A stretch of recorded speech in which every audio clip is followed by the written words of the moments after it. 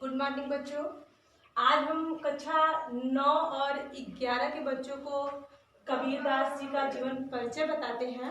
आपके सिलेबस में पहला पाठ है कबीरदास का, यानी कबीरदास के जीवन परिचय को पढ़ना है, फिर उसके बाद उनकी कुछ रचनाओं को हमें पढ़ना है। तो आइए हम पहले आज देख लेते हैं कबीरदास जी का जीवन परिचय। देखिए, कबीरदास जी का जन्म 1398 ईस्वी में हुआ था और इनका जन्म काशी के लहरतारा नामक स्थान पर हुआ था। ऐसा कहा जाता है या एक ऐसी कथा है कि कबीरदास जी का जन्म एक विधवा ब्राह्मणी के द्वारा हुआ था और उन्होंने लोक लाज के भय के कारण इन्हें लहरतारा नामक तालाब के पास छोड़ दिया था और उसके बाद नीरू और नीमा नामक जुलाहे दंपति ने इनको उठा लिया और पुत्र के रूप में इनका पालन पोषण किया। इसलिए इनके माता का नाम नीरू और पिता का नाम नीमा है। और इनका जन्म हिंदू परिवार में हुआ था, यानी विधवा ब्राह्मणी के द्वारा। और नीरू और नीमा नामक जो जुलाहे दंपति थे यह मुसलमान थे। तो हिंदू और मुसलमान दोनों का प्रभाव कबीरदास जी पर पड़ा और जब यह बड़े हुए तो इनका विवाह लोई नामक स्त्री के साथ हुआ और इनसे इन्हें 2 संतानें उत्पन्न हुई, एक पुत्र और दूसरी पुत्री। इनके पुत्र का नाम कमाल और पुत्री का नाम कमाली था। और इनका आजीविका यानी जो इनका मुख्य व्यवसाय था वह था कपड़ा बुनना, यानी यह कपड़ा बुनकर अपना जीविका चलाते थे।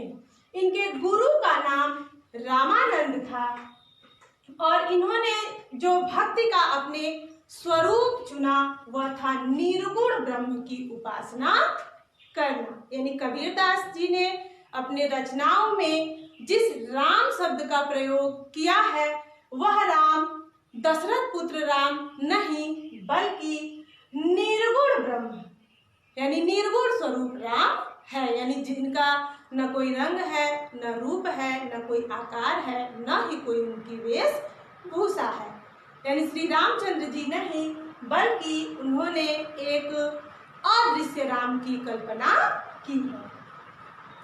इनकी देखिए कृतियां हैं बीजक, यानी इन्होंने एक ही ग्रंथ लिखा बीजक और इस बीजक के 3 भाग हैं, साखी, सबद और रामायणी।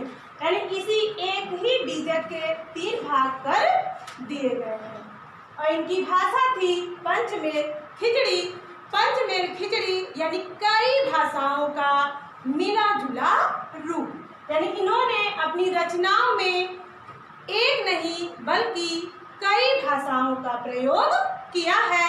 इसलिए कई भाषाओं के प्रयोग के कारण इनकी भाषा को पंचमेर खिचड़ी कहा जाता है।